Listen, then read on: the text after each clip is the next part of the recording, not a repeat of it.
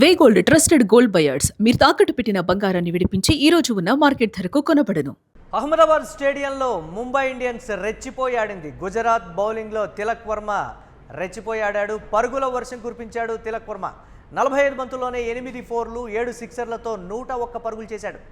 తిలక్కు సపోర్టుగా నమన్ ధీర్ నిలిచాడు. మరోసారి ఘోరంగా సూర్యకుమార్, కెప్టెన్ పాండ్యా విఫలమైనటువంటి పరిస్థితి ఉంది. రబాడా 3 వికెట్లు తీశాడు.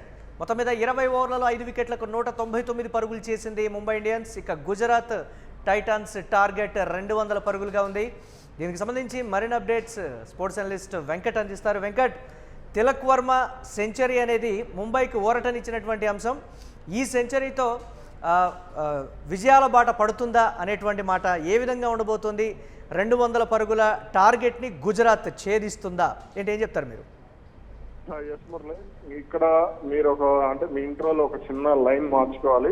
పరుగుల వర్షం కురిపించింది లేదా చెలరేగి ఆడింది ముంబై అంటం కంటే కూడా చెలరేగి ఆడాడు. ప్రివ్యూస్ మ్యాచెస్ తో పోల్చుకుంటే ఇప్పుడు ఉన్నటువంటి అంటే ఒక సెంచరీ ముంబైకి ఊరటనిచ్చే అంశం కాబట్టి ఆ విధంగా ముంబై ఇండియన్స్ బాగా ఆడింది అనే దాన్ని అసలు నేను ఒప్పుకోను. ఎందుకు అని అంటే కనీసం అతనికి సపోర్ట్ ఉంటే, వాళ్ళు ఎవరైనా ఇప్పుడు టాప్ ఆర్డర్ నుంచి లోయర్ ఆర్డర్ వరకు కూడా అతనికి కనీస సపోర్ట్ ఉంటే హార్దిక్ పాండ్యా మంచి బూస్టప్ ఇచ్చాడు కదా, అందుకే సెంచరీ చేశాడు. హార్దిక్ పాండ్యా బూస్టప్ ఇస్తే సెంచరీ చేయటం కాదు. హార్దిక్ పాండ్యా రాకముందే అతను అంటే నేను టీం కోసం నిలబడాలి అనేటువంటి తపన అతనిలో ఉంది కాబట్టి అతను ఆడినటువంటి అది. అతను ఖచ్చితంగా హార్దిక్ పాండ్యా కాదు, అతను ఈ రోజు ఆడినటువంటి ఇన్నింగ్స్ నాకంటే ఇంటర్నేషనల్ మ్యాచెస్ లో అతను కొన్ని సందర్భాల్లో చేసినటువంటి నెంబర్ 3లో వచ్చి చేసినటువంటి సెంచరీస్ కంటే కూడా ఏషియా కప్ ఫైనల్లో ఆడినటువంటి సెంచరీ కంటే కూడా నాకు ఈ రోజు ఆడినటువంటి ఇన్నింగ్స్ చాలా బాగా నచ్చింది. అతని అంటే మామూలుగా తిలక్ వర్మ కొన్ని సందర్భాల్లో ఆడితేనేమో జిడ్డాట ఆడతాడు అనేటువంటి విమర్శ ఉంటుంది చాలా వరకు. కానీ ఈ రోజు అతను ఆడినటువంటి ఇన్నింగ్స్ అంటే ఆ బౌలింగ్ లైనప్ మీద, ఆ ప్రసిద్ధి కృష్ణ గానీ మిగిలిన వాళ్ళ బౌలింగ్ లైనప్ మీద అతను నిలబడినటువంటి విధానం గానీ, అతను ఆ పిచ్ ని ఓన్ చేసుకున్నటువంటి విధానం గానీ నాకు అంటే ఫస్ట్ లో చాలా స్లోగా నమందీర్ కొంత దూకుడుగా ఆడుతున్నప్పుడు తిలక్ వర్మ కొంత స్లోగా ఆడినటువంటి పరిస్థితి కనపడింది. ఏదో 10 బంతుల్లో 11 పరుగులు 12 పరుగులు ఎట్లా ఆడాడు.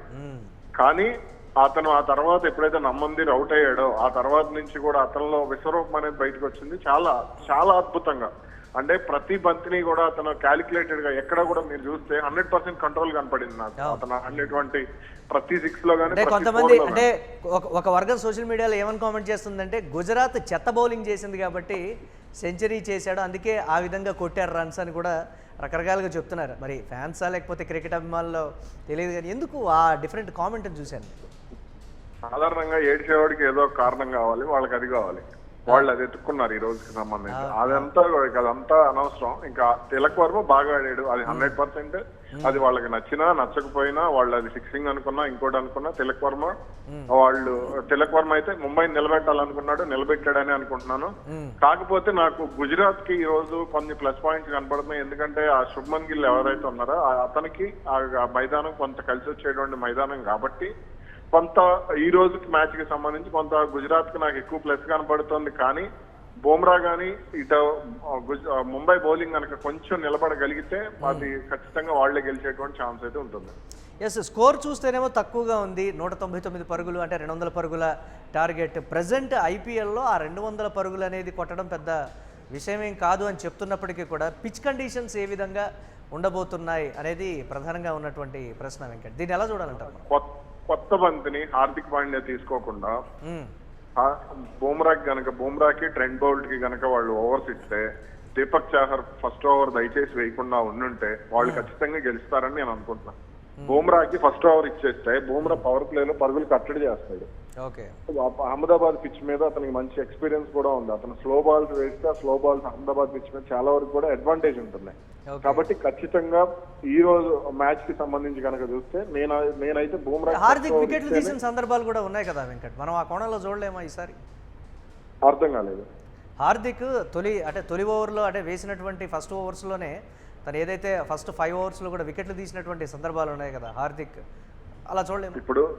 ఇప్పుడు మనం ఎక్కడన్నా ఒక చెట్టు దగ్గర కూర్చొని ఏదన్నా ఒక రాయి, ఆ చెట్టుకి రాయి వేయాలంటే 10 రాళ్ళు ఎత్తే ఒక రాయి తగులుద్ది అంటారు కదా. అట్లా హార్దిక్ పాండ్యా బౌలింగ్ నేను అలాగే అంటే నా వరకు అదే లెక్కేస్తాను నేను. అది ఏదంటే లక్ బేస్డ్ బౌలింగ్ అంటాను నేను దాన్ని. అతని బౌలింగ్ అనేది నాకు అంతగా అంటే మనం ప్రెడిక్ట్ చేసేంత స్థాయి బౌలింగ్ అయితే అది కాదు అనేది నా ఫీలింగ్. అంటే మీ ప్రిడిక్షన్ ఏంటి ఓవరాల్గా ఈ మ్యాచ్కి సంబంధించి? నేనైతే గుజరాత్ అనుకుంటున్నాను, కానీ నేను ఇందాక చెప్పా కదా బౌలింగ్ విషయంలో వీళ్ళకి డిసిప్లిన్ ఉంటే మాత్రం ఖచ్చితంగా అది ముంబైకి అడ్వాంటేజ్ అవుతుంది. జస్ప్రీత్ బుమ్రా ఖచ్చితంగా కొత్త బంతితోనే బౌలింగ్ చేయాలి, ఎందుకంటే అతనికి పవర్ ప్లే అయిపోయిన తర్వాత బౌలింగ్ ఇవ్వటం, ఆ ఫీల్డింగ్ ప్లేస్మెంట్స్ అవన్నీ కూడా అది చెత్త డెసిషన్ అన్నమాట. కాబట్టి ముంబై యాజమాన్యం కూడా ఇక్కడ కొంత కఠినంగా వ్యవహరిస్తే అది హార్దిక్ పాండ్యాకి అంటే ముందు అతని నిర్ణయాలు తీసుకోకుండా వాళ్ళు ఎవరైతే మ్యాచ్ హెడెన్ కానీ వాళ్ళు బయట డగౌట్ లో ఉంటారో వాళ్ళ నిర్ణయాలు తీసుకుంటే ఖచ్చితంగా వాళ్ళకి అడ్వాంటేజ్. ఎందుకంటే వాళ్ళకి డబ్బులు ఇచ్చారు కదా పాప, పోలార్డ్కి కానీ మ్యాచ్ హెడెన్కి కానీ వీళ్ళందరికీ కూడా డబ్బులు ఇచ్చే కొనుక్కున్నారు కదా. మరి అలాంటప్పుడు హార్దిక్ పాండ్యా నిర్ణయాలు తీసుకుంటే ఇంకా వాళ్ళు అక్కడ కూర్చొని ఇవ్వడం ఎందుకు? కాబట్టి ఖచ్చితంగా వాళ్ళ సలహాలు తీసుకుని కొత్త బంతిని మాత్రం బుమ్రాకి ఇస్తే ఫలితం ఉంటుంది. సరే, ఇప్పుడు సెకండ్ ఇన్నింగ్స్ లో మ్యాచ్ ని టర్న్ చేసేటువంటి ప్లేయర్ గా ఎవరిని చెప్తారు మీరు? ముంబైకి గుజరాత్ కి సంబంధించి రెండు వైపులా ఒకవేళ మ్యాచ్ గుజరాత్ కి అయితే నాకు సాయి సుదర్శన్ గానీ జాస్ బట్లర్ గానీ వీళ్ళిద్దరిలో ఒకళ్ళు కనపడుతున్నారు, సాయి సుదర్శన్ లేదా జాస్ బట్లర్. ముంబై బౌలింగ్ కి సంబంధించి ఈ రోజు నేనైతే జస్ప్రీత్ బుమ్రా వీళ్ళిద్దరిని ఎక్స్పెక్ట్ చేస్తున్నా. సో ఓవరాల్ గా మీ ప్రిడిక్షన్ గుజరాత్ గెలుస్తుందంటారు? గుజరాత్ గెలుస్తుందని అయితే అనుకుంటున్నాను.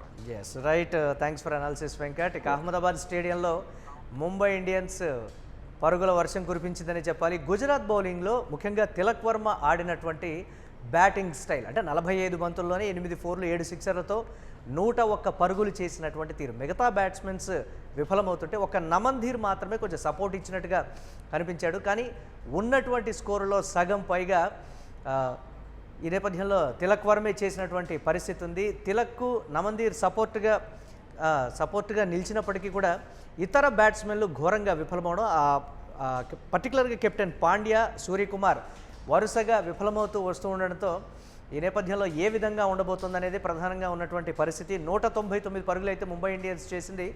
200 పరుగుల టార్గెట్ తోటి గుజరాత్ బ్యాటింగ్కి దిగబోతుంది. కానీ స్టాటిస్టిక్స్ మొత్తం చూస్తే మాత్రం 200 పరుగులు పెద్ద లక్ష్యం కూడా కాదు ఉన్నటువంటి సిచ్యువేషన్లో ఐపీఎల్ ప్లేయర్స్కి అనేటువంటి మాట వినపడుతుంది. ముంబై అద్భుతంగా బౌలింగ్ చేస్తే గుజరాత్ బ్యాట్స్మెన్లని కట్టడి చేయవచ్చు అనేది అయితే ప్రధానంగా అర్థమవుతుంది.